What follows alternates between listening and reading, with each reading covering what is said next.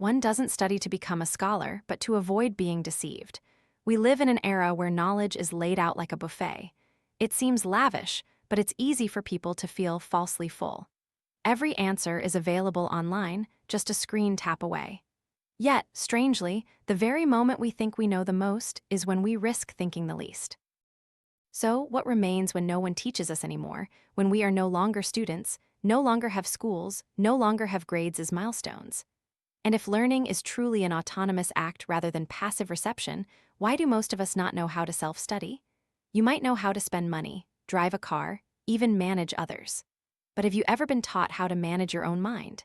Do you truly know what to do with a book beyond flipping from the first page to the last? Do you know how to resist ignorance without a teacher in the classroom? This book doesn't promise to lead you to success, doesn't offer formulas, and certainly doesn't sell illusions.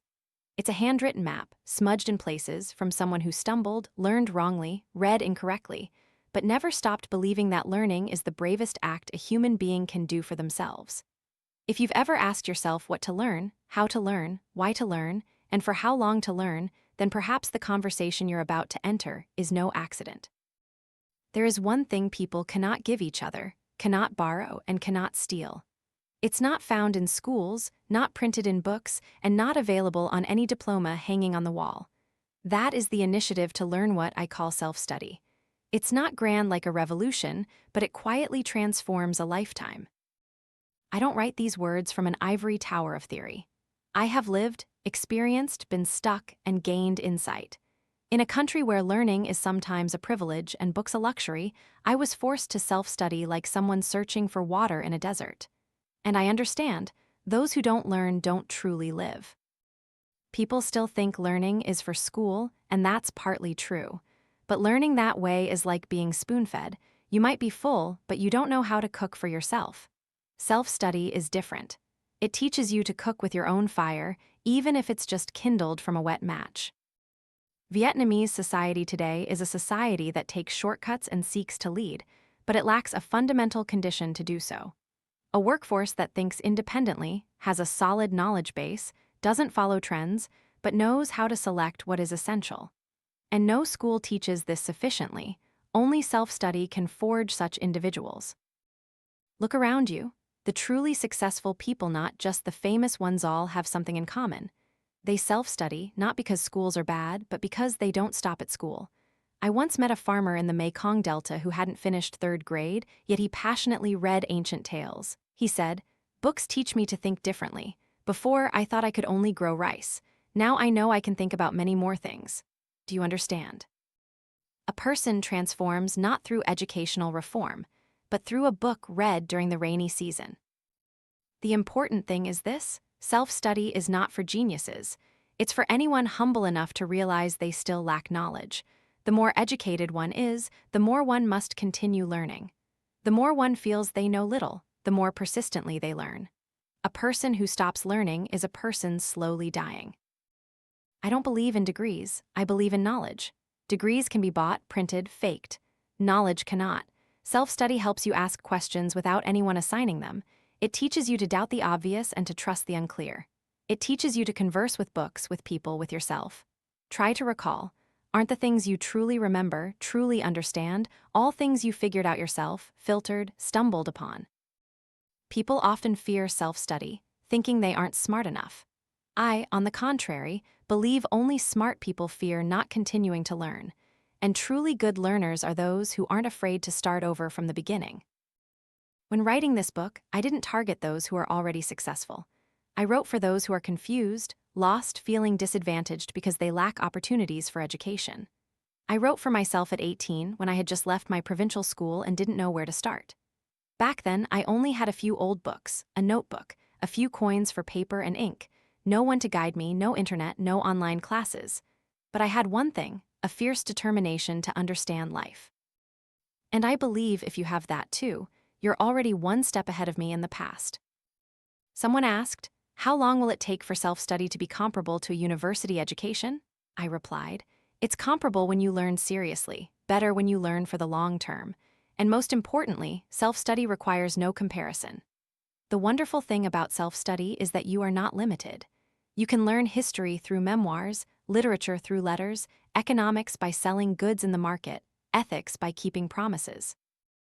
You can learn philosophy by sitting silently one afternoon and asking yourself who you are. Formal education teaches you a curriculum. Self-study teaches you yourself. If you don't yet feel the need for self-study, please don't leave this conversation, because what I'm sharing here is only for those who have awakened. I don't advocate for dropping out of school. I advocate for not being dependent on it. You go to school to learn how to learn, but then you must walk your own path. Otherwise, you're just being spoon-fed, not truly absorbing. People can steal your property, your position, even your freedom, but no one can take the knowledge you have self-studied. It leaves no trace on paper, but it changes every decision you make, every action you take, every person you become. The Japanese have a saying, one learns not for appearances, but for survival. I say, one learns not just to live, but to live as a truly human being. When you understand that, you won't need me to persuade you anymore. You will step onto this journey yourself. Sometimes lonely, sometimes difficult, but it is the most worthwhile journey. There is a strange paradox in learning. The more you learn, the more you realize you haven't learned anything at all. And that very realization, which seems unsettling, is actually the door to a profound academic life. The self-learner lives in a constant state of alertness, always knowing they don't know enough. Consider this: a person who graduates from university with honors and stops learning, compared to someone who only finished 9th grade but diligently reads, contemplates, and experiments. After 10 years, who will be more knowledgeable? The answer lies not just in knowledge, but in spirit. Self-study is a state of being, not a skill. In the past, I met a boy in the mountains who had no new books to read. He asked for old newspaper pages, cut them out, and pasted them into his own magazine. Every evening, he would read aloud to his younger sibling, and then they would discuss why the forest trees grew that way, or why people dared to cut them down and sell them downstream. I always remember that because it shows that self-study begins with a yearning to understand. Vietnamese people often value superficiality and achievements, but learning is something no one can do for you, nor can anyone prove it for you. When you are alone with a book, with no one to praise or criticize, that's when you truly learn. I have witnessed many people blame circumstances. No time, no resources, no guidance. But look at history. Those who created breakthroughs for the world, from Edison and Lincoln to scholars like Pham Nguyen and Nguyen Van Vinh, were all self-learners in adversity. If they had no time, they woke up earlier. If they had no money for books, they borrowed. If they had no teacher, they befriended the library. Once I was talking to a friend who used to be an engineer but later became a farmer. I asked him why he left his profession.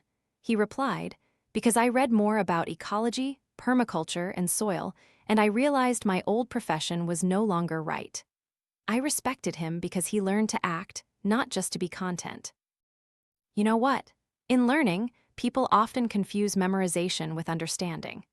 A self-learner doesn't need anyone to test their memory. They are driven by an inner restlessness. The feeling that they still don't fully understand something is the strongest motivation. It makes them reread, delve deeper, and ultimately surpass even those who follow a formal curriculum. Self-study doesn't need to be fast, it needs to be consistent. Learn like water seeping into the earth, a little each day, but persistently.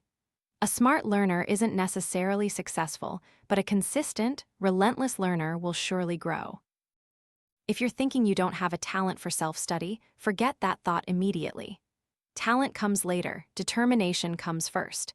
I've seen very ordinary people who were once reluctant to learn, but then, due to a life event, they started learning again, and they learned with a sense of survival.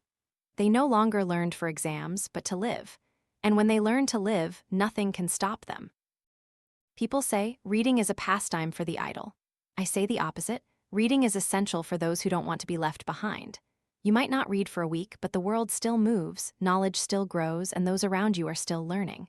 If you don't learn, you drift. I once borrowed a quote from scripture: "Those who do not advance, retreat." In learning, this is even truer. Learning is not about getting ahead of others, but about not being held back by your past self. Once I asked a student, "Who do you want to become in 10 years?" He said, "I want to be like you."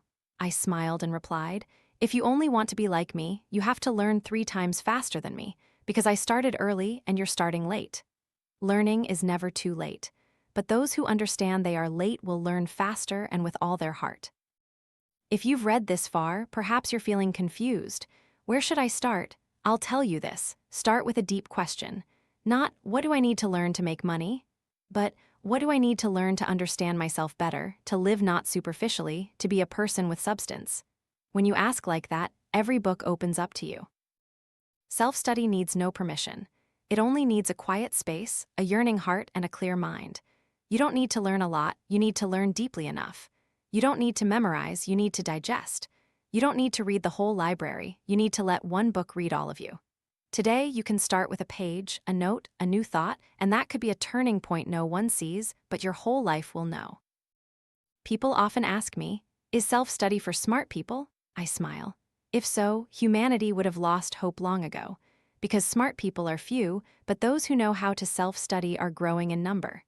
Self-study is not for a special group of people. It's for anyone brave enough to face their own ignorance, and believe me, that's much harder than learning itself. A person who can self-study is someone who dares to acknowledge that their knowledge is lacking, and they don't fear that. They see it as a starting point. Don't think self-study is only for the talented. Do you know who the best learners I've met are? Not the top students in class, but those who were once poor students but persevered to an absurd degree. There was a girl I knew who only got average grades in school, but after leaving school, she started to relearn mathematics from scratch through English videos. No one forced her, no one rewarded her. It was just her and the discomfort in her heart from having once thought she wasn't good enough. And then, you know what? 6 years later, she's a programmer for an overseas company, working remotely with a high salary, and most importantly, she feels proud of herself.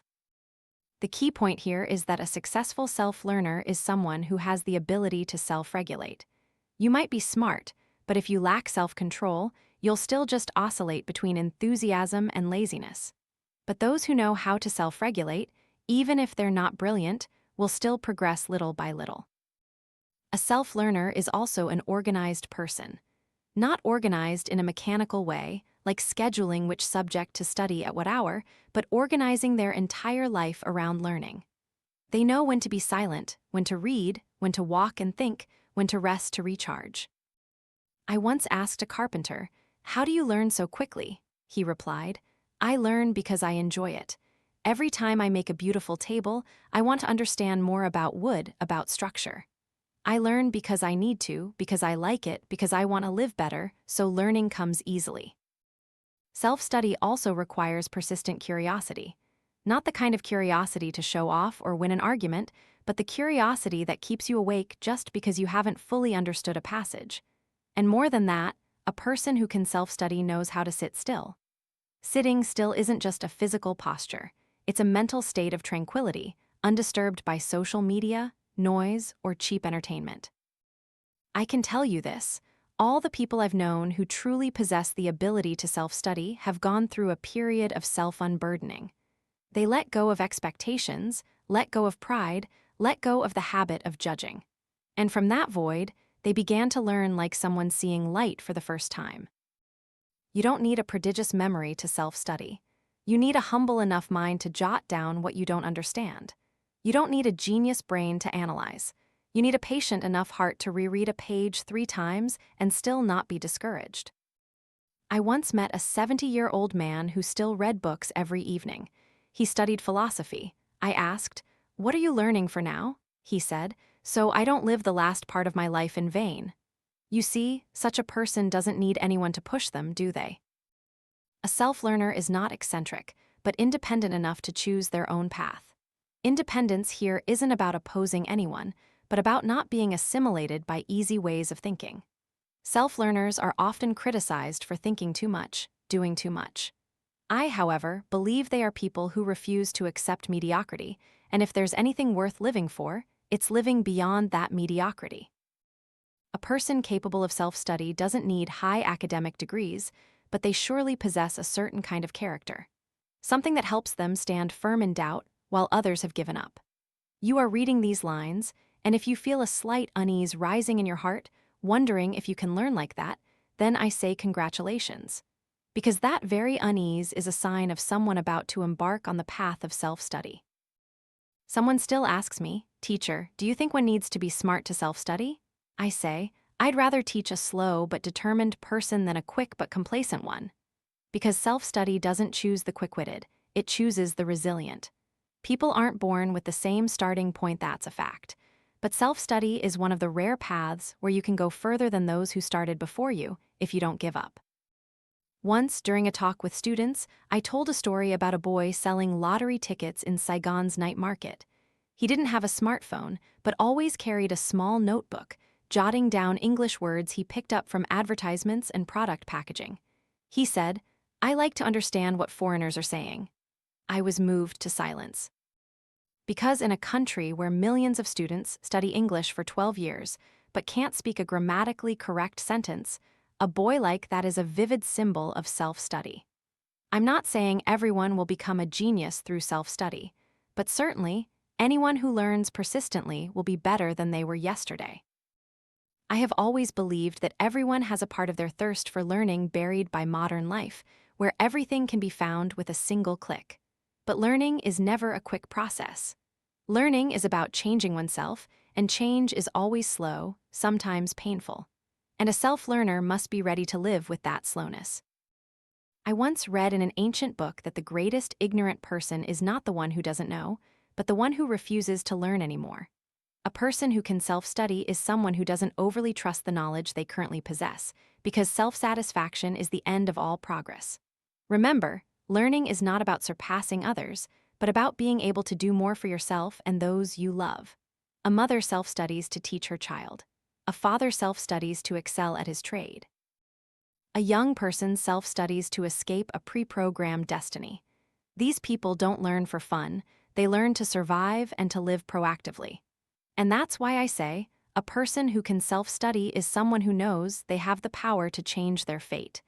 They don't wait for anyone to save them, don't wait for anyone to bestow opportunities. They quietly build their path hour by hour, page by page, sleepless night by sleepless night, drop of sweat by drop of sweat in the workshop, at the coffee shop, in the kitchen corner, in the rented room. If you can do that, you are capable of self-study. I don't need you to be intelligent to have superhuman skills or to come from a noble background. I only need you to have a big enough reason. And that reason is not outside of you. It is the question you always avoid. What kind of life do I want to live? If the answer is, I don't want to live a meaningless life, then from that moment, you already have the qualities for self-study. Start with what you don't know, and don't be afraid if you forget quickly, read slowly, understand late. Because only those who don't dare to start will never reach the destination. As I write these lines, I don't think I'm lecturing. I'm confiding in my past self, that country boy standing at life's crossroads with nothing but a few old books and a vague belief that learning was the way out. You might be different from me, in a different era, different circumstances. But I believe if you've read this far, it means you're also looking for a way out. And that way is not found in any school. It's found within you, when you begin to learn authentically, meaningfully, without anyone pushing you. That is self-study. There are two types of people in the world. One says, "I want to learn." The other is truly prepared to learn, and between those two groups lies a chasm. One side is intention, the other is action. I've met countless people who say, "I really want to self-study, but I haven't managed my time." It sounds reasonable, but it's essentially procrastination, because time, if you don't make it, will never exist. You cannot embark on the path of self-study with a vague mindset. You must be prepared not only in your heart, but also in your lifestyle, in your thoughts, in how you organize every hour and minute of your day. I'm not asking you to quit all your work, refuse social engagements, or live like a hermit. I'm only asking you for one thing: dedicate at least a small part of your daily life to learning and treat it as an indispensable habit. Self-study doesn't come from an impulsive decision, but from consistent preparation. You must prepare your mind, your hands, and even your stomach. Yes, your stomach, because no one can learn when hungry or when their mind is burdened with worries. If you truly want to learn, start with small things. Tidy your workspace, remove distractions. Prepare a notebook, not just to have, but to use. Download some materials, but remember to read a few pages before buying. Because someone who only collects but doesn't read is no different from someone who gathers books to show off. Someone said, "I need inspiration to learn." I say inspiration doesn't come first. Action comes first, then inspiration will follow. I've started countless study sessions feeling disheartened but ended them with satisfaction because I overcame myself. You don't need to learn a lot in one day. You just need to learn consistently, a little each day. And to do that, you must prepare your mindset like a mountain climber. Bring enough water, enough food, enough patience, and know that there will be times when you'll be tired, lost, discouraged, but don't turn back. Preparation also lies in this. You must learn to choose. The world now doesn't lack resources. What's lacking is the ability to choose what's right and necessary. If you read too widely, you'll get tired before reaching your goal. I once got so caught up in searching for materials that I forgot to actually read them. Have you ever done that? Downloaded dozens of ebooks, bought many books, and then just left them there. We trick ourselves into feeling like we're learning just because we have books, so I advise you, stop collecting. Choose one thing you need to learn most right now, then dedicate yourself to learning it. Done. Move on to the next thing. The next important thing in preparation is to learn how to disconnect. That's right. Disconnect from things that distract you, phone, social media, news. Those things might be attractive, but they don't give you depth. To learn deeply, you must live deeply. And to live deeply, you must dare to let go of superficial things. I know this is hard. I've struggled with it too. There were times when I intended to read a chapter, but then my hand unconsciously opened the browser to search for something unrelated, and when I returned, my mind was jumbled and could no longer concentrate. So don't think you're weak when you can't concentrate. That's the nature of the human brain, and that's precisely why we need to prepare a serious learning environment. A quiet little corner, a fixed time slot each day, a personal commitment. This time is for learning, for nothing else. When you keep that promise to yourself, you've already covered half the distance. Don't forget to prepare mentally for unexpected obstacles. Fatigue, boredom, not understanding lessons, feeling useless. I once spent an entire evening reading an essay and couldn't understand the conclusion, feeling left behind. But then I learned to go back to the basics, read slower, ask questions, and suddenly it clicked the next morning. Self-study is not for the hasty. It's for those who know how to persevere with uncertainty. You should also prepare for another thing, loneliness. You will learn alone. You will have no one to remind you, no one to applaud you, no one to understand why you spend 3 weeks reading a soft old book, and you will doubt yourself. But that is when you truly understand the extent of your fortitude. I once wrote this in my first notebook. If no one cheers me on, I will applaud myself. If no one accompanies me, I will befriend books. That sentence helped me through many years of silent self-study. And then one day, I realized that those ready for self-study not only prepare externally, but must also let go internally. Have you ever stopped and asked yourself why you are learning? If the answer is to get a degree, to prove something, or to earn more money, I don't object, but I don't fully endorse it either. Because learning, if it doesn't stem from a true yearning, will sooner or later falter along the way. I once asked myself why I learned, and the answer came after many years. Not for fame, not for money, but because I didn't want to live in a state of ambiguity, manipulated by things I didn't understand.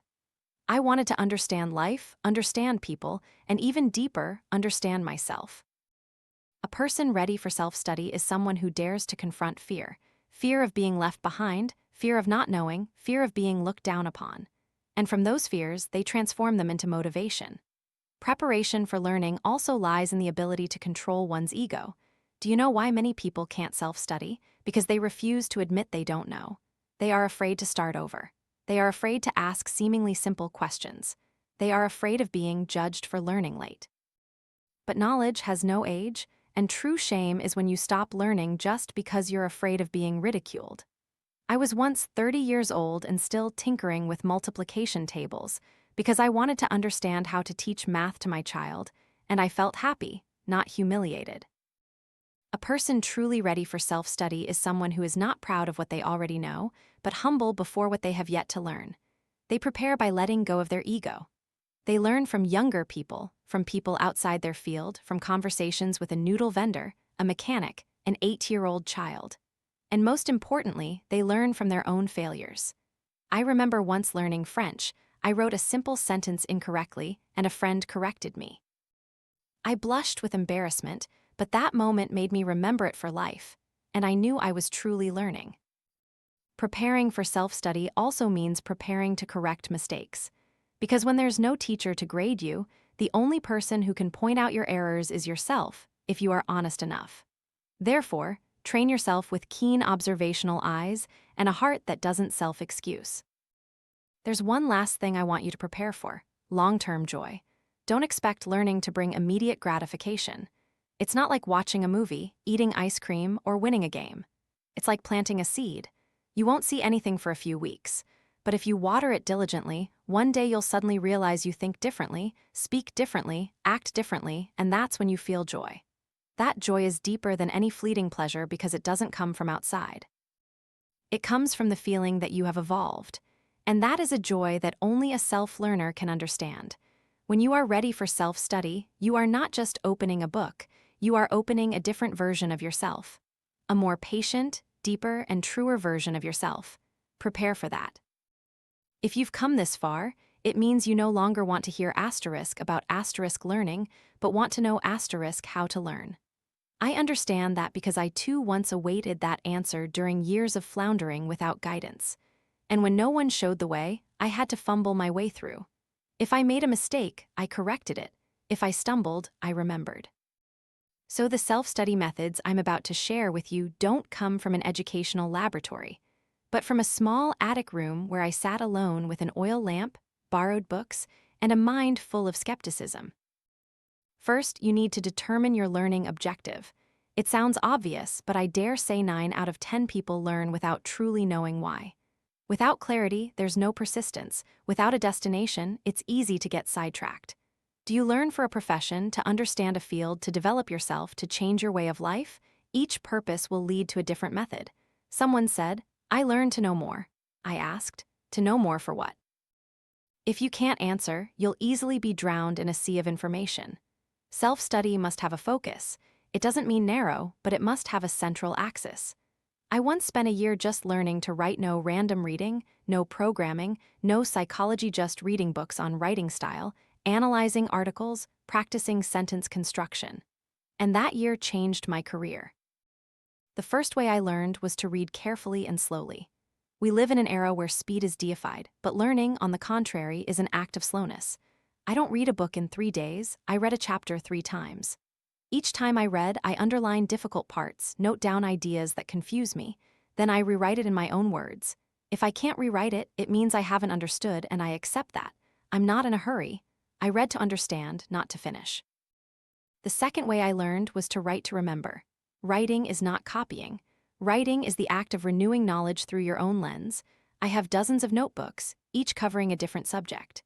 Some are just for recording concepts I learned from books. Some record questions I haven't solved. Some are for writing down ideas that suddenly flash when I'm washing dishes.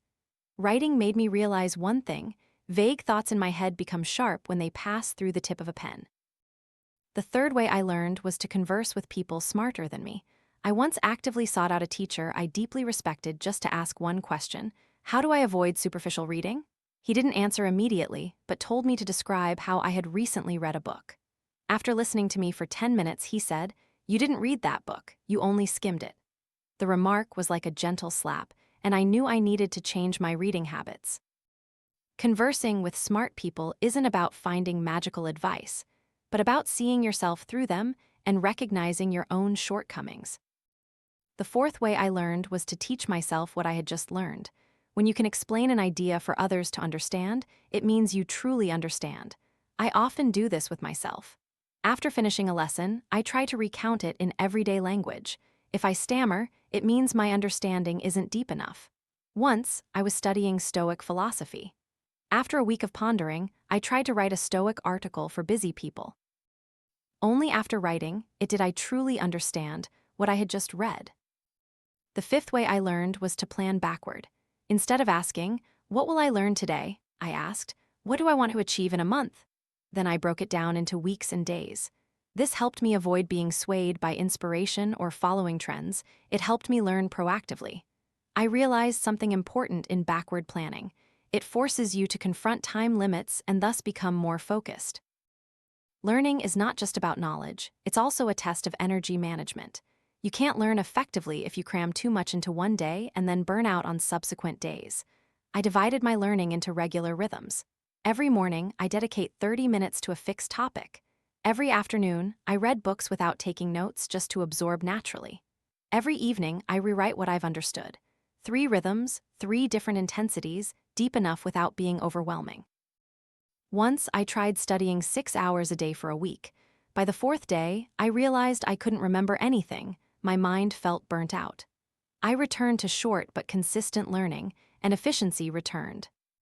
Another method I found very useful, especially in this age of information overload, is to create personal filters. I don't read everything people send me. I don't watch every video with an appealing title. I choose who to learn from. I choose authors whose value systems I find compatible. You must build a firewall of knowledge for yourself.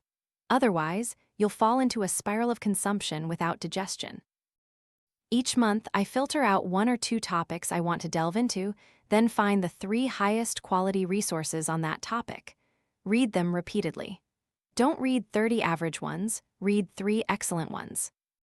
I also learn through practice. To learn writing, you must write. To learn public speaking, you must speak. To learn a foreign language, you must speak and write, make mistakes, then correct them. Vietnamese people often have the habit of learning first, then doing, but I learn while doing. While doing, I correct. While correcting, I absorb. You can't learn to swim by reading an instruction manual. You have to jump into the water. I once learned design simply by tinkering on an old computer, opening the software, following online tutorials. Initially, it was terribly bad. But then, day by day, I understood structure, color, balance, and from there I learned something bigger. Action is the best textbook.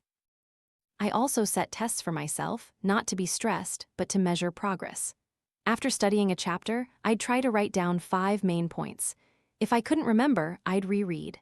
After a week, I'd try to write a short essay on the topic without looking back at the material. If I could write it, I knew I had internalized the knowledge. I also learn by debating with myself. I ask reverse questions. Is this true in all circumstances? If I apply it incorrectly, what will be the consequences? Has anyone ever thought differently? Self-study without self-critique is locking yourself into a single dimension. Once, I read a very famous book that everyone praised, but upon closer reading, I found a few arguments that oversimplified the issue. Instead of rushing to conclusions, I consulted other books before forming my own opinion. Learning is also learning to doubt. And finally, the most important way to learn that I want you to engrave in your mind: learn from life itself. It sounds abstract, but think about it. Every time you are rejected, fail, or get hurt, if you learn from it, you are learning. Every person you talk to, every mistake you make, every day that passes can be a chapter in your living textbook.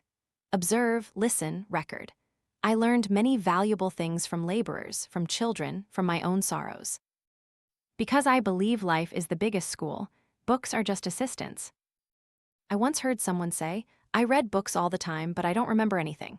I asked, "How do you read?" And his answer didn't surprise me. Skimming, reading to finish, reading to feel like I've read. But reading like that is like standing outside a window looking into a house. You don't get to experience the smells, sounds, or warmth inside. Reading is an art, and as an art, you must learn to appreciate it. You cannot swallow it hastily. I once read a philosophy book for 3 months, even though it was only 200 pages thick. Not because I was slow, but because I wanted to understand it thoroughly. I underlined, took notes, dog-eared pages, sometimes stopped for an entire afternoon just to think about one idea. That is a way of reading slowly, deeply, and reflectively. You don't have to read slowly all the time, but if you always read quickly, perhaps you've never truly read. I divide reading into 3 types: reading to know, reading to do, and reading to live. Reading to know is reading news, events, basic concepts. This type of reading doesn't require too much thought, just accurate absorption.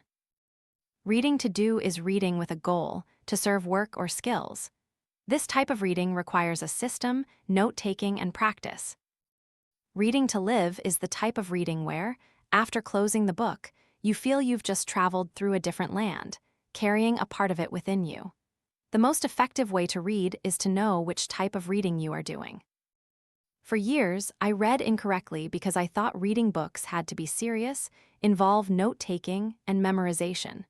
But when I encountered a collection of Chekhov's short stories, I suddenly understood. Some books should only be read with the heart. So, how to read truly effectively?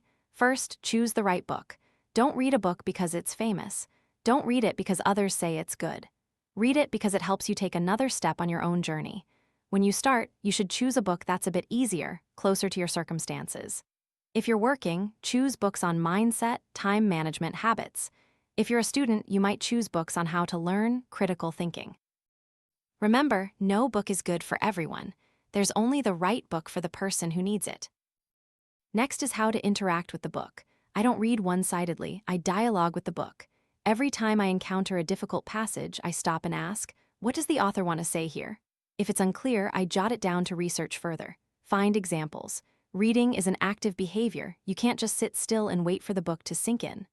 I often ask questions before reading. What do I want to know from this chapter? What in this section contradicts what I once thought? If I apply this idea to life, what will happen? These questions help me not just skim the words but delve into the content. Another habit, annotate the margins of books. I know some people object to writing in books, but I think a book is a travel companion, not an object of worship. Each time I read, I jot down my honest reactions in the margins. This idea is great. Don't understand this part. Need to check this again later. When I reread it years later, I see myself in those small notes, seeing how I've changed. I once did something many people found strange, rereading the same book 3 times over 3 consecutive years, each time exactly a year apart. And what surprised me wasn't that the content changed, but that I had changed. The first time, I only vaguely understood. The second time, I began to see deeper layers of meaning. The third time, I could even feel what the author didn't write.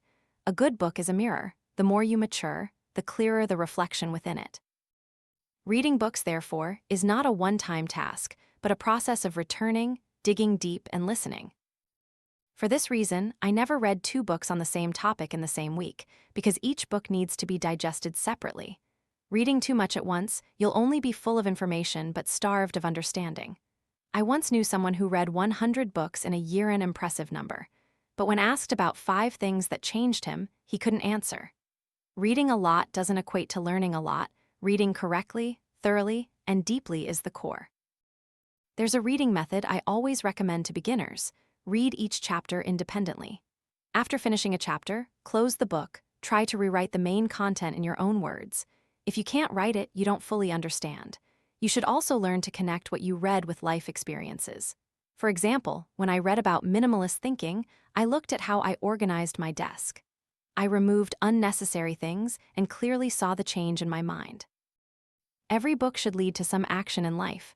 Otherwise, it's just dead words. I also often divide books into 2 types, evocative books and systematic books. Evocative books are those that help you see a new land, philosophy, literature, anthropology, profound personal essays. Systematic books are those that help you build capabilities, writing skills, critical thinking skills, work methods. Reading these 2 types of books requires 2 different mindsets. Evocative books require relaxation, appreciation.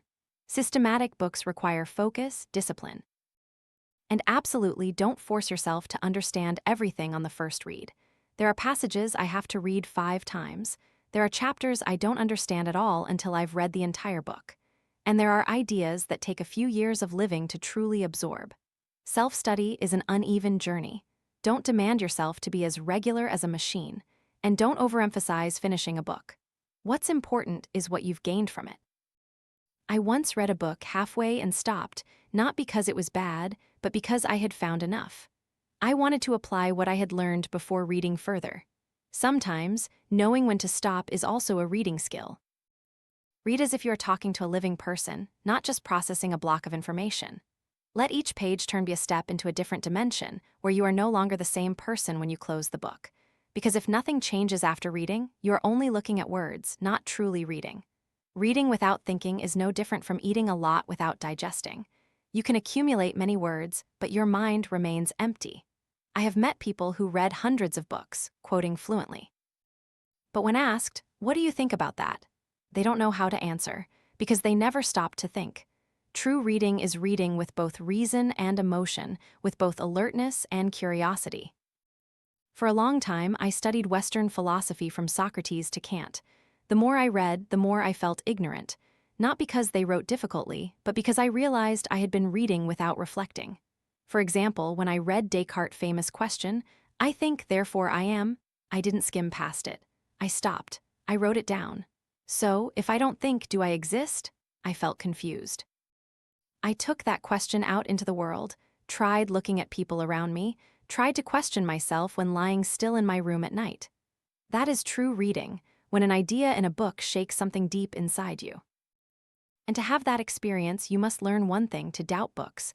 I'm not saying to oppose books, I'm saying to debate with them. When you read an argument, ask yourself, is this true in all circumstances?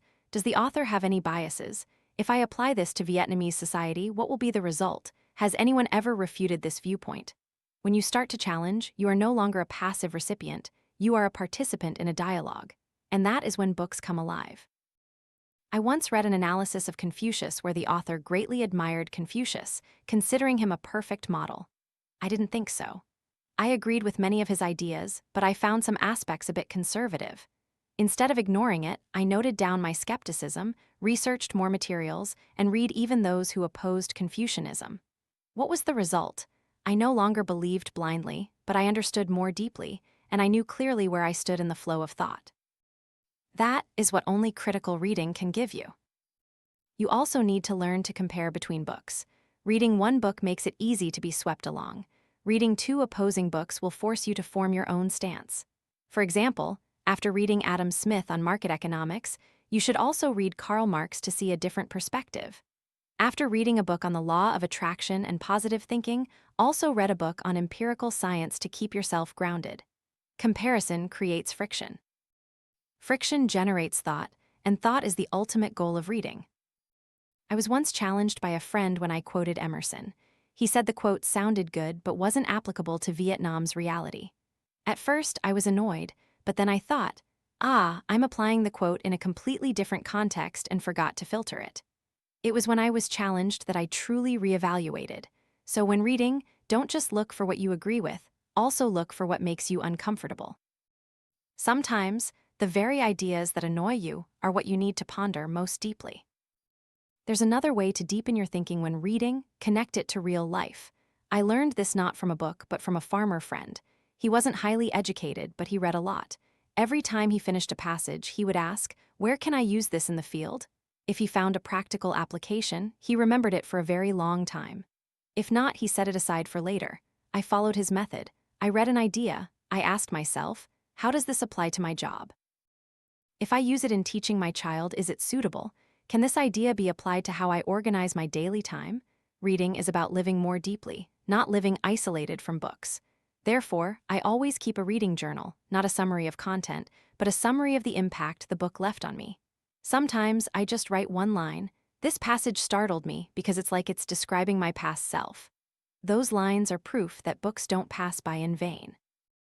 The final reading method I want to share, and also the hardest, is reading to change yourself.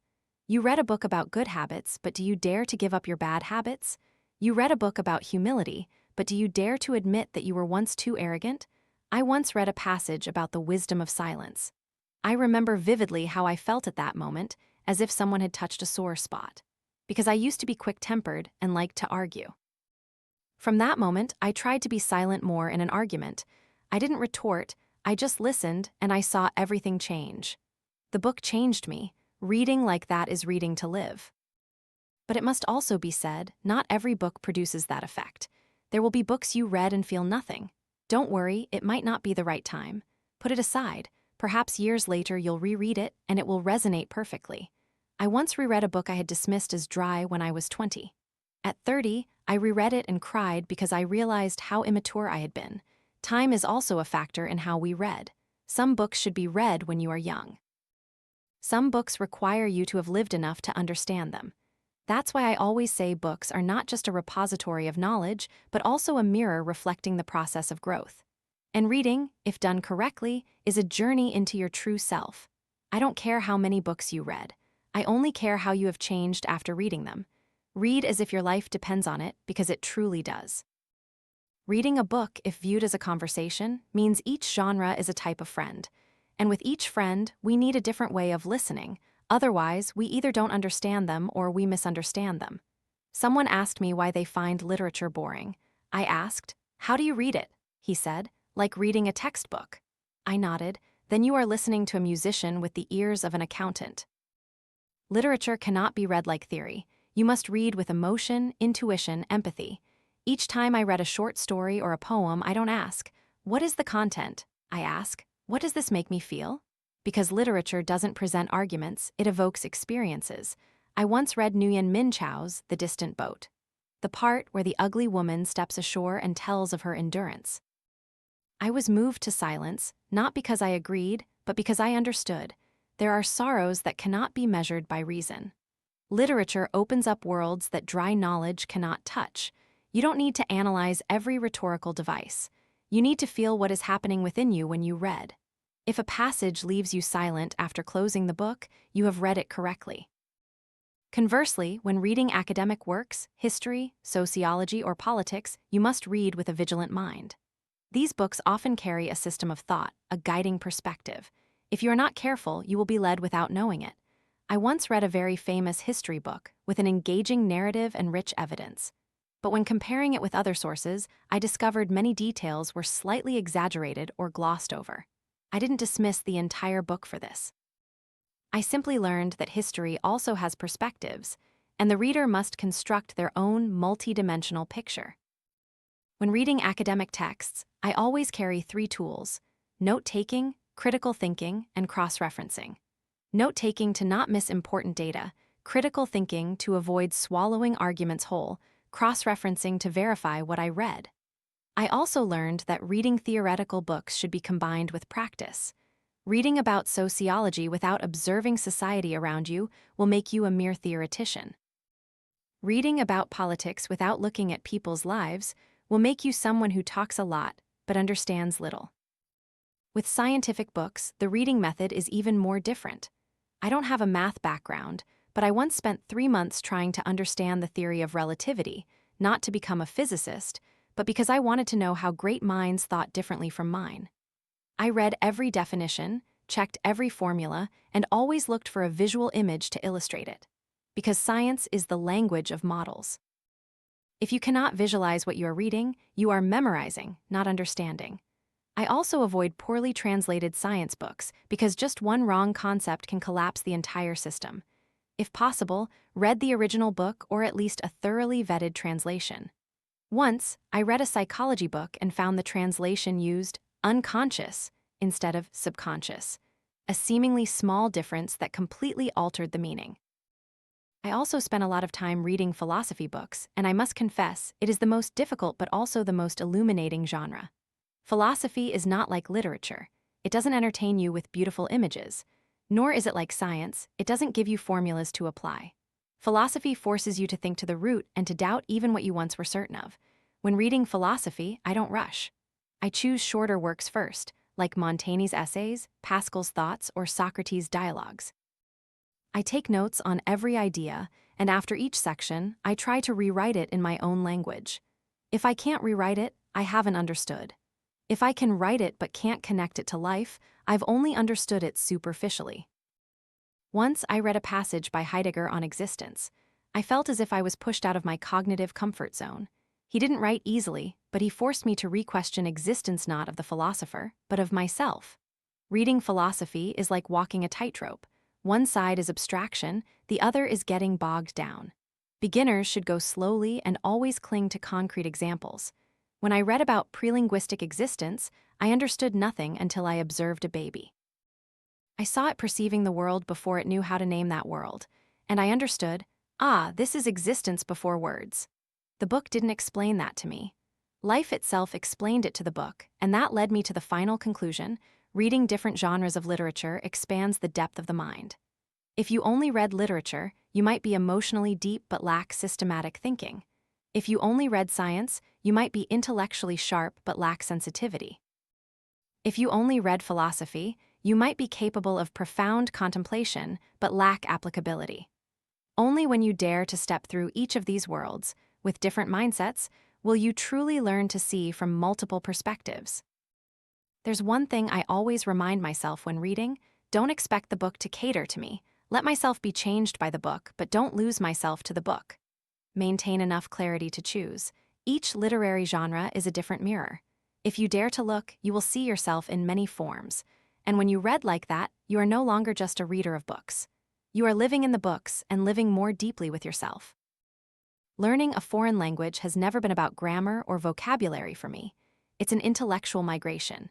You leave your familiar linguistic territory and step into a strange world where everything must be relearned from scratch. How to greet, how to express yourself, how to feel. I learned French first, then English, later Chinese. Each time I learned a new language, I didn't just learn how to name things, I learned how to see the world through different eyes. Therefore, the first thing I want you to understand is that learning a foreign language isn't about knowing many foreign words, but about daring to live within a new thought structure. Many people learn foreign languages incorrectly because they treat it like learning math, memorizing formulas, theories, taking meticulous notes, but never opening their mouths to speak. I once met someone who had studied French for 10 years but didn't dare to speak a single sentence for fear of making mistakes. I asked him, "Why do you study?" He stammered, "To know more." I am different. I learn to be able to use it. I learn a foreign language like learning to drive. Get in the car, start the engine, drive. If I make a mistake, I stop, correct it, then continue. And to learn that way, you have to overcome your ego. You have to accept speaking with an accent, mispronouncing words, and having people frown at you. I once mispronounced rendezvous in front of a group of French friends. They laughed, I laughed too. Then I repeated it, and I remembered it forever. Learning a foreign language isn't about learning to be perfect. It's about breaking down barriers between yourself and others. So, the first thing I advise you is to speak as early as possible. Don't wait until you've mastered grammar. Don't wait until you have enough vocabulary. Start with simple sentences, short phrases, the things you need to say every day. Say them to others, say them to yourself, say them to a mirror. I once talked to myself all morning while learning English. I go to market, I buy rice, I like red books. It was wrong, but I got used to speaking.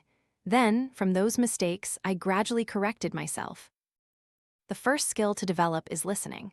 Before you can speak well, you must become accustomed to hearing. I listened to French radio every evening even though I didn't understand everything. But gradually, I began to distinguish sounds, even understand meanings without looking up words. The sounds of a language need to be bathed in your ears daily. You cannot learn pronunciation from books. After listening comes speaking, practicing. But even more important are your eyes and hands. You must read and write a lot. I always keep a small notebook, learning 5 new words each day, writing short examples. I use those words in example sentences. My stick about our future. The chain was delayed because of sin. I don't learn isolated words, I learn words in phrases, in sentences, because that's how you learn to use them correctly. Reading is the best way to expand your vocabulary. I started with children's stories, simple, easy to understand, relatable, then moved on to simple novels, then newspapers, then specialized books. It was very tiring at first, reading a passage, looking up words, taking notes, repeating, but there is no other way. If you don't read, you don't have vocabulary. If you don't have vocabulary, you cannot listen, you cannot speak. Learning a foreign language is an ecosystem. Listening, speaking, reading, writing must revolve like a wheel. Missing one part, the whole system will be unbalanced. One of the most common mistakes when learning a foreign language is demanding perfection from the start. I used to be like that. To write a sentence, I had to check the grammar perfectly. To speak a sentence, I had to think 3 times. The result was saying nothing at all. It was only later that I understood. Language was not created for you to learn it perfectly, but for you to communicate effectively. Make mistakes, then correct them. Make many mistakes, correct many, and remember deeply. I once mispronounced focus, leading the person opposite me to misunderstand it as a very sensitive word. I blushed with shame. But after that time, I never mispronounced it again. Learning a foreign language is not for those who fear embarrassment.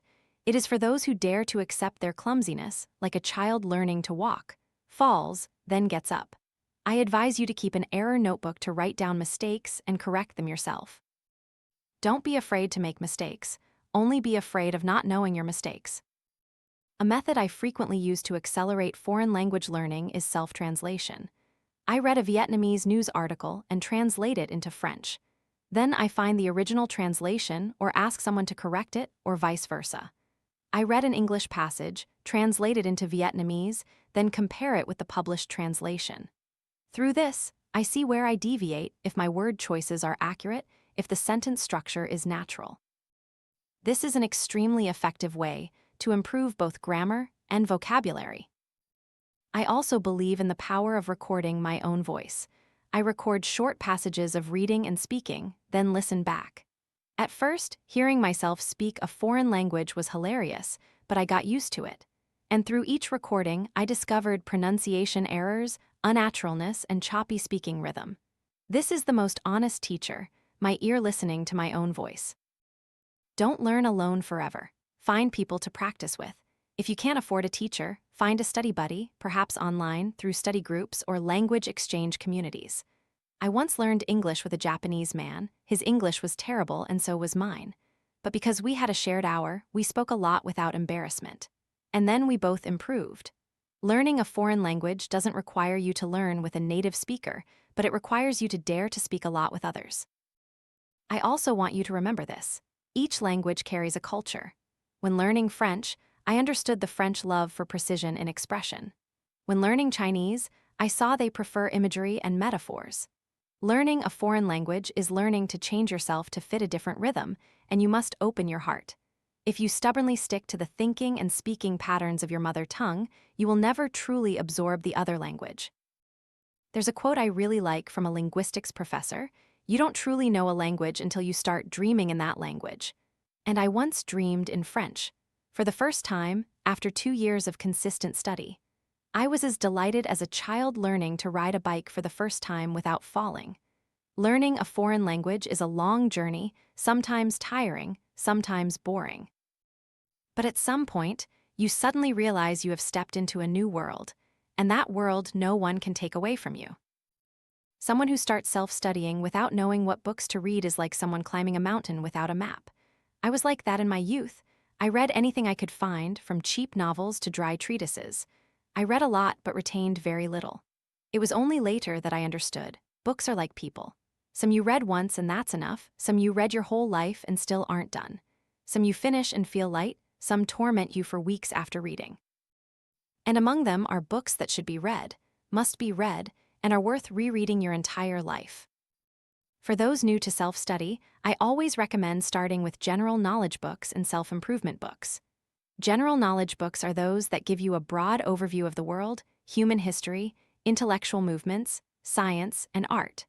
Self-improvement books are those that help you live more deeply, think more correctly, and interact more beautifully with yourself and others.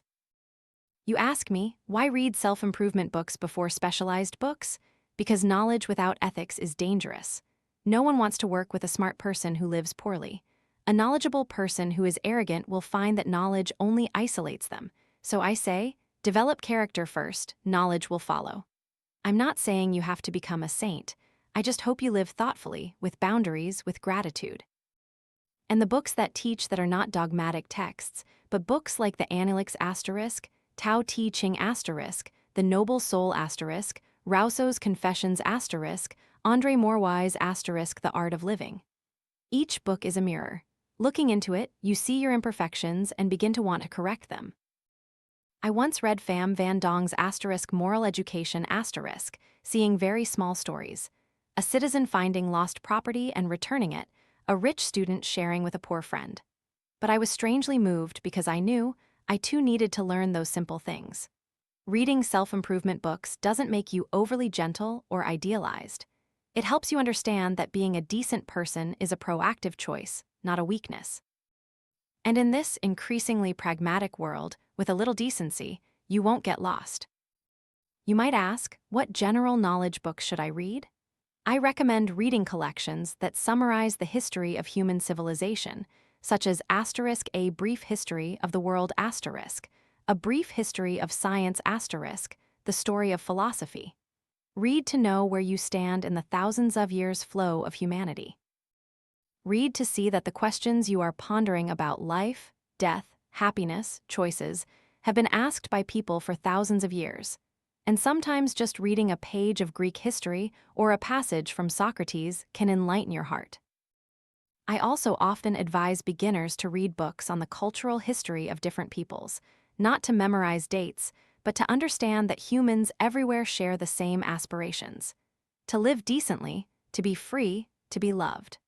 Reading about the Renaissance in Europe, you will understand why people awakened after centuries of living in the shadow of superstition.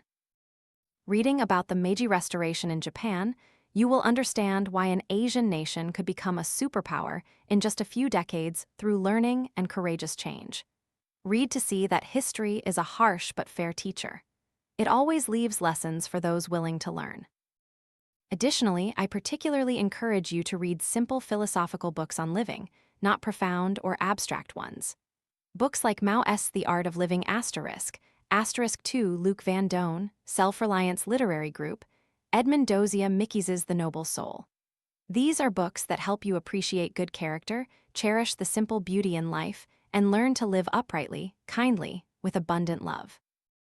Once, reading The Noble Soul I wept when I reached the part about a boy returning a lost wallet. That simple story made me, an adult, feel small because I had once hesitated when I saw money lying on the street. Books like these make me want to become a better person, not because someone forces me, but because I see that living well is precious. And I believe if everyone took the trouble to read a few such books, this world would be less brutal. I once told a student, "Do you want to become a good person first or a decent person first?" He replied, "Both, sir." I nodded. Then read both knowledge and character. Read them in parallel. I also ask you not to be too captivated by modern skill books from the start. Many books are written formulaically, sound appealing, and read quickly, but leave nothing profound. Choose books of lasting value that have been tested by time. I don't criticize new books, but beginners should start with fundamental values, just as martial artists must practice stances and writers must grasp grammar. Self-improvement and general knowledge books are that foundation. Once the foundation is solid, you can fly wherever you want, train however you please. And finally, I want to reiterate, choosing a book to read is also choosing a friend to live with. You read a good book, you gain a teacher, a companion, a mirror. And if you read carefully, read deeply, read with both reason and heart, you will no longer be alone on this journey of self-study. Because books are not just words, books are people waiting for you to converse with. I once read this sentence in an old newspaper: "Ordinary people learn to know, idealists learn to do." That sentence haunted me for many years because I had learned a lot but accomplished nothing substantial. And then I realized the reason was that I had never studied anything deeply. I read aimlessly, read for entertainment, read to know a little bit of everything. But I didn't dig deep enough anywhere to find water. From then on, I began to change. I chose a field, and I read as if my life depended on it. That's when I understood the true meaning of specialized books. Specialized books are the kind that help you work better, understand a problem to its core, and be able to innovate or improve in a specific field. Someone who wants to have a solid profession cannot just read online articles. Someone who wants to become a master cannot just watch TikTok skill-sharing videos. You must read original sources, scholarly monographs, research papers, and books that the majority find hard to swallow. And it is precisely those hard-to-swallow books that contain gold. I once learned to write. Instead of reading writing skill books like How to Make Sentences Attractive, I read academic grammar books, read treatises on literary style, read classic literary essays. It was difficult. Some days I read a page and understood nothing, but I persevered, and one day I began to clearly feel that the passages I wrote were markedly different, more concise, richer in rhythm, with multiple layers of meaning. Why? Because I started from the root, not the branches. So, how should you choose specialized books? First, determine the field you want to pursue long-term. Do you want to be an engineer, a teacher, a designer, a writer, a psychologist, a financier? Each profession has its own library of books. Ask experienced people in that industry. Find lists of foundational books. If you don't know where to start, I recommend checking major university websites and looking for the introductory curriculum of that field.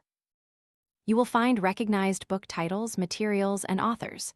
Read systematic books, that is, books written methodically with a clear progression from concepts, principles, examples, to applications. Don't overly trust books of tips and tricks, like become an expert in 10 days, because there are no shortcuts in specialized learning. Once you have a foundation, you can read more advanced books, analytical books, critical books, deep specialized treatises. I once studied education. Initially, I read simple books like Modern Pedagogical Methods. Gradually, I moved on to Paulo Freire's Pedagogy of the Oppressed and found myself gaining many insights into how to teach to liberate people. Specialized books are like climbing a mountain. You start from the base with a clear path, then you enter narrower, rugged trails, but that is also where you see the full view. A common mistake is that people only read specialized books for exams or to get a degree. I taught many students and saw them cramming textbooks to pass exams, then abandoning them.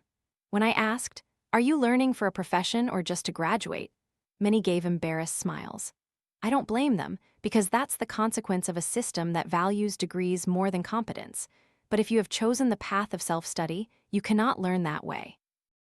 You learn to do, to become, to contribute to changing something in your field. Therefore, when reading specialized books, always ask, how does this knowledge apply to my work?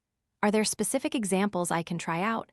What aspects of this theory do I still not fully understand? Who contradicts this viewpoint? When you read in that way, you will transform books into tools for your profession, not a pile of dead theories. I also advise you to combine specialized books with practice. Don't wait until you finish reading to start doing. Read and do simultaneously. I learned programming by reading a Python book, but after each chapter, I would try writing a simple piece of code. If it was wrong, I corrected it. If I corrected it, I remembered it. If you learn design, after each theoretical chapter, try creating a prototype. If you learn cooking, read a recipe, then go into the kitchen. If you learn pedagogy, read teaching theory, then stand in front of a mirror and try speaking. Practice is where books transform into your flesh and blood. Reading specialized books also requires a long-term plan. I usually divide a year into quarters. Each quarter, I choose one deep topic. Quarter 1, study critical thinking. Quarter 2, study teaching tools. Quarter 3, read books on the history of education. Quarter 4, read books on critical analysis and innovation. When you learn in such depth, you will see a clear change in your abilities. You should also keep a specialized learning journal, recording what book you read today, what new things you learned, what you still don't understand, and where you will apply it. Review what you've written each week, and you will see how you've progressed. There's another important point. Specialized books should be read slowly but consistently. Just 30 minutes each day, but read with a working mindset. Underline, take notes, analyze, don't skim, don't treat the book like a comic book. Respect the knowledge within the book because it is the culmination of years of intellectual labor. Finally, I want to say this: you cannot achieve great things in life if you only learn half-heartedly. To become useful, you must learn deeply. And to learn deeply, you must read specialized books, not many, just the right ones, and consistently. And then one day you will look back and see that you have built a very solid foundation, not from degrees, but from your dedication on every page throughout all your years of self-study. There is a quiet yet persistent tool that has helped me preserve a treasure trove of knowledge throughout my self-study. In the past, before computers and smartphones, I used small pieces of paper cut from cardboard. Each card held an idea, a definition, a good quote, a personal observation. Gradually, these cards became my personal treasury of thoughts. Today, you can use apps, digital flashcards, but even if the tools change, the principle remains the same. Profound thinking needs to be broken down, stored, and reorganized. Why did I use cards? Because I understood one thing: human memory is very unfaithful. After reading a book, you might think you remember, but only a few weeks later, everything fades like mist on glass. To combat forgetting, you must actively record, but not randomly. You must record concisely, precisely, systematically. Each card I wrote contained only one idea, not long-winded, not a verbatim copy of an entire passage. For example, card 1, what is existentialism? Human first, then essence. Card 2, Confucius, what is benevolence? Loving people. Card 3, personal thought. This passage resonates with Buddhist thought: all beings are equal. Each card is like a unit of thought. Later, I could mix cards, rearrange them, compare different viewpoints. That's when I saw that cards were not just a tool for memory, but a tool for comparison, critique, and creation. You don't need to be too elaborate, just a stack of small papers divided into subject groups. When reading, whenever you encounter something memorable, write a card. Sometimes it's just a short sentence, a good idea, a question without an answer. I even have cards with questions like, why did Tolstoy return to religion after writing *War and Peace? What are the intersections between Stoicism and Confucian ethics? These questions are not meant to be answered immediately, but to be kept. One day, in a conversation or while reading another book, I'll find a clue and connect the threads. Cards help me retain my curiosity. Another time, I read a philosophy book and found a very verbose definition. I rewrote it on a card in my own language. After writing it, I realized, I truly understand it now. Writing is the final step of understanding. Using cards, you will also notice something interesting. When you gather many cards on the same topic, you will see the evolution of your own thought. For example, a card on happiness from 1999, happiness is having lots of time to read books. In 2005, happiness is when I can do something useful for others. In 2012, happiness is letting go of expectations. I don't throw away old cards, I keep them because they are milestones of my growth. Someone asked me, isn't using cards too much effort? Why not just put everything in one notebook? I said. A notebook is easy to reference sequentially, but cards are easy to reorganize your thoughts because each card is a separate unit. You can rearrange them by theme, remove, or add. Like bricks, you can rebuild your house of knowledge in a different way at any time. Once you have about 100 cards, you start to see them connect. A card about Confucius can be compared with a card about Socrates. A card about educational methods can be linked to a card about child psychology. That's when you start thinking not like a student, but like a creator. I once wrote a long essay on humility in thinking. All the main ideas were extracted from cards passages I had recorded from books, from experiences, from conversations. You ask me, how many years can I use cards for? I answer, a lifetime. I have cards written 20 years ago that I still use today. I also have cards I wrote last week, and I keep them together, old and new intermingled, to show that my thinking has never stopped. Regarding format, you can use 7x12 cm cardboard index cards, handwritten. Use apps like Anki, Notion, Obsidian if you're digital savvy, or Google Sheets for quick lookup. But the important thing is not the tool, but whether you have the habit of recording and reviewing. Every week, I dedicate a session to review my cards. I rearrange them, group them, edit them. Some cards I discard because I no longer find them relevant. Some cards I duplicate to explore new directions. Sometimes from 10 cards, I write a blog post. Sometimes from 50 cards, I have a book outline. You see, small pieces of paper can unlock an entire body of work because thought is not about quantity, but about how you organize it. And cards are the tool to help you do that. When I was young, I thought only teachers needed to take notes, and students just needed to remember things in their heads. But then, after reading my 50th book and still feeling my mind empty, I understood. If knowledge isn't written down, it will evaporate, and I started taking notes. Initially, they were disjointed. Later, they became systematic. At first, I just copied verbatim. Later, I learned to rewrite in my own words. And the more I wrote, the more I understood. The more I wrote, the more I remembered. The more I wrote, the more clarity I gained on things I thought I already understood. Note-taking isn't just for memory. Note-taking is a form of deep learning. Today, people talk a lot about note-taking techniques like the Cornell method or Zettelkasten. I don't deny those methods, but I believe the most effective note-taking method is the one that suits you best.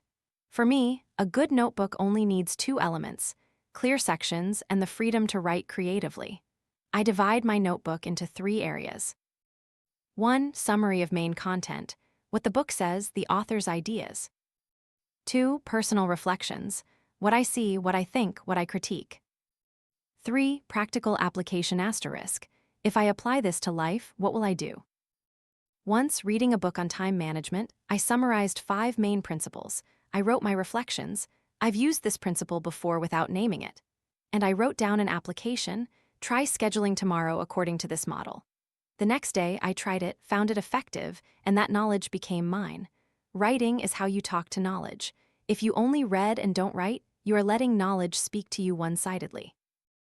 But when you start to rewrite, ask questions, analyze, and critique, you turn yourself into a participant in the dialogue, and that's when you truly learn. Note-taking is also a way to track your intellectual growth. I still keep notebooks from 15 years ago. Rereading them, I laugh, not because they're wrong, but because I see how differently I once thought. There's a passage where I wrote with full faith in a theory. A year later, I critiqued that very passage from a different perspective, and I knew I had grown in my thinking. Note-taking is how you talk to yourself at different points in time. Sometimes, your past self will teach you something you are forgetting.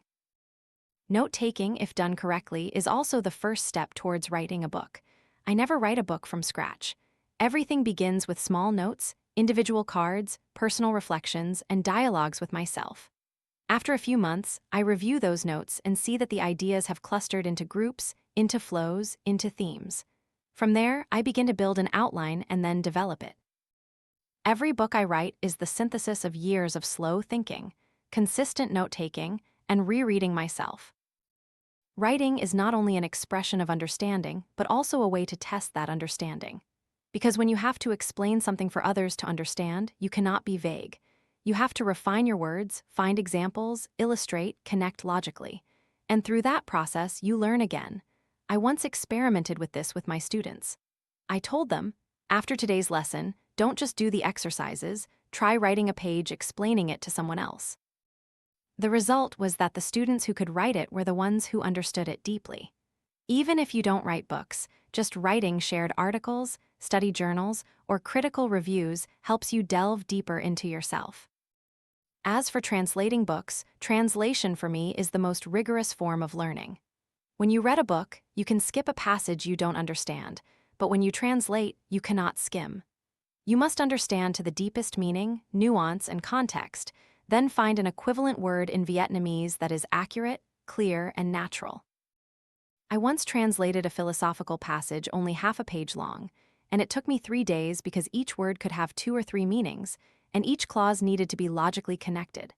And when I finished, I felt I understood the author more than when I simply read it. Translation helped me learn the precision of language, the subtlety of expression, the patience in thinking, and it helped me respect the work of others when I saw how much effort they put into writing a single correct sentence. I have translated literary, philosophical, educational books, and even French language textbooks. Each genre taught me something. Literature taught me about nuance and rhythm. Philosophy taught me about thought structure. Educational books taught me about simplification. I never studied linguistics, but thanks to translation, I understood both French and Vietnamese more deeply. And above all, writing and translating helped me cultivate carefulness, honesty, and subtlety qualities crucial for a genuine learner. I once worked in a cramped room with only an old wooden table, a yellow lamp, and a chair that tilted slightly to the right. Yet it was in that very place that I wrote most of the books in my life. I tell you this not to feign hardship. I just want to say that a workspace doesn't need to be luxurious, it just needs to suit you and be maintained as your own sacred space. For me, a workspace needs 3 elements: quietness, sufficient light, and an atmosphere conducive to focus. Your study area should be separate from your resting area, otherwise your brain won't differentiate between work time and rest time. I once tried studying in bed. The first 10 minutes seemed fine, but then my eyes drooped and my ideas vanished. Another time I studied in a coffee shop, felt excited initially, but the constant chatter interrupted my train of thought. I'm not telling you to study in a fixed place, but if possible, dedicate a separate space solely for studying, writing, and reading. Even if it's just a small corner of a desk, a personal shelf, a less dusty window nook. You'll find that when you enter that space, your mind also enters a different state. Regarding work hours, I don't follow the more hours the better approach. I work in deep rhythms. Each day there are 2 or 3 time slots when I know I'm most focused. For me, that's 6:00-7:30 a.m. and 9:00-11:00 a.m. In the afternoon, if needed, I add another slot from 3:00-4:30. The rest of the time, I let my mind rest or do light work. Everyone has a different biological rhythm. You must listen to your body, not follow someone else's predetermined schedule. The important thing is that once you enter study time, only study. Turn off your phone, close the door, inform your family, create a sacred space for learning. When you treat learning seriously, your brain will follow suit. Besides time and place for study, I also have a quiet but deeply ingrained passion, my personal library. I don't buy books to display them, nor do I buy them to show off. I buy books because I know that someday I will need them. I have books I bought 15 years ago that I didn't read until the 10th year, and when I read them, I was startled. Now is the right time to encounter this book. Books are like people. Some we meet too early and don't understand. Others we meet at just the right time and they become soulmates. Therefore, building a library is an act of faith in the future. I'm not too particular about the appearance of the bookshelf. At first, it was just a few stacks of books on the floor, then I gathered them and bought a small shelf. Gradually, as I acquired more books, I had to divide them into sections and categorize them. I organize books by genre: literature, philosophy, education, psychology, life skills, memoirs and journals, foreign language books. Each section is its own realm.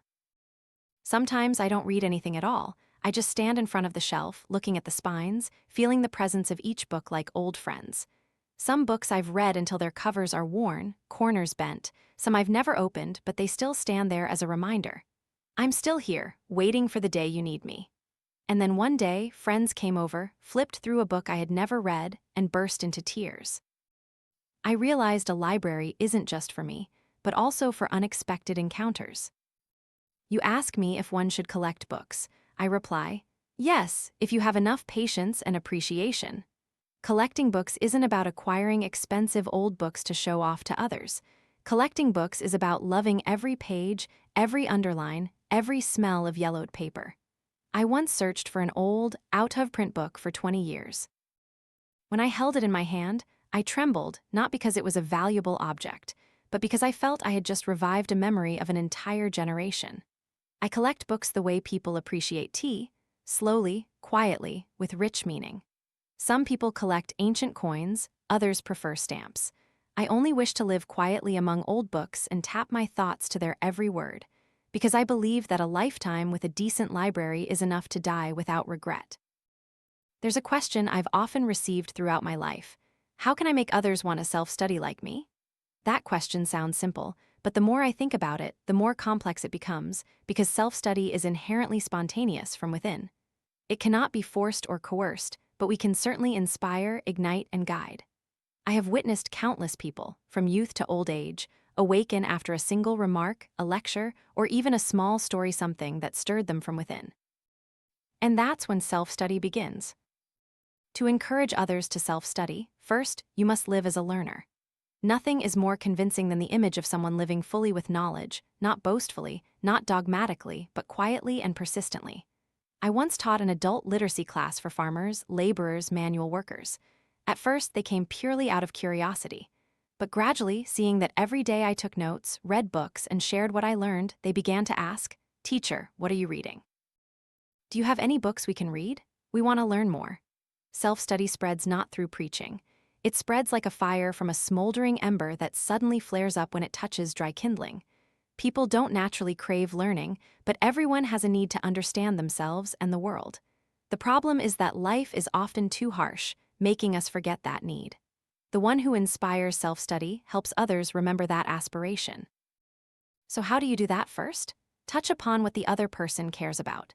If you force a child to learn math when they love music, they will get bored. But if you show them that music also has logic, rhythm, and is an emotional form of mathematics, they will become curious. Curiosity leads to reading, reading leads to learning. I remember once meeting an elderly motorbike taxi driver. Told me, "I dropped out of 3rd grade and I've forgotten a lot of my letters, but I love reading books about engines and vehicles." I asked, "Why don't you learn more?" He hesitated. "I'm old now, what's there to learn?" I replied, "As long as you're curious, you can still learn." A few weeks later, he came to me with a notebook filled with notes about motorbike mechanics. His handwriting wasn't beautiful, but every stroke was clear. His eyes shone like a child's. That is self-study. And to reach that point, he only needed an encouraging word. I believe anyone can learn, but no one wants to learn in an atmosphere of coercion, criticism, or comparison. To encourage someone to self-study, respect their learning rhythm. One person learns quickly, another slowly. Some like taking notes, some prefer listening to lectures, some need to learn by doing, through hands-on work, some have to fail a few times to learn the right thing. I once witnessed a father forbid his child from reading comic books, forcing them to read math books. From then on, the child feared books, even feared words.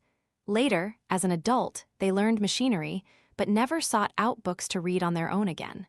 Forcing someone to learn is the fastest way to kill the spirit of inquiry. I am different, I advise. Let people learn from what they love. If a child loves soccer, give them a biography of Messi. Then, from that, encourage them to learn about nutrition, physical fitness, tactics. And finally, they might even learn English to read international newspapers. If a child loves to draw, give them comic books, then encourage them to learn about composition, color theory, the history of art. Then they will learn to observe the world with discerning eyes. The starting point of self-study is always what makes people come alive. Another way to encourage self-study is storytelling. I don't force anyone to learn with dry theory. I tell stories. Stories of self-learners who succeeded, stories of my own failures and relearning, stories of a motorbike taxi driver who fixed engines by reading books, stories of a market vendor who studied accounting at night to later open a bigger stall. Each story is like a small flame. And sometimes, a tired person suddenly feels their heart reignite. If you are a parent, a teacher, an older sibling, tell stories, don't preach.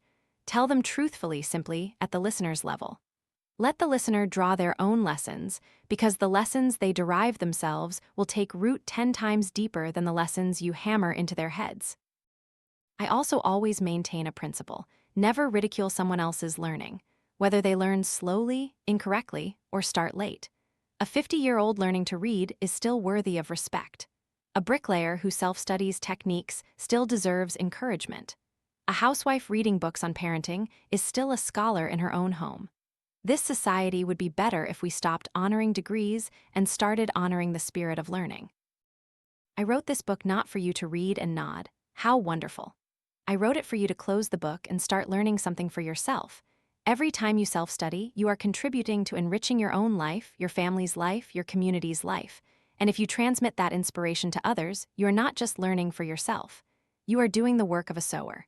Self-study is a difficult path, but it is also the longest, most sustainable, and most worthwhile path. I have walked that path, and if you are ready, I invite you to step on it too. This ending is not a farewell, but a special kind of silence, where the narrator stops speaking so the listener can begin to dialogue with themselves.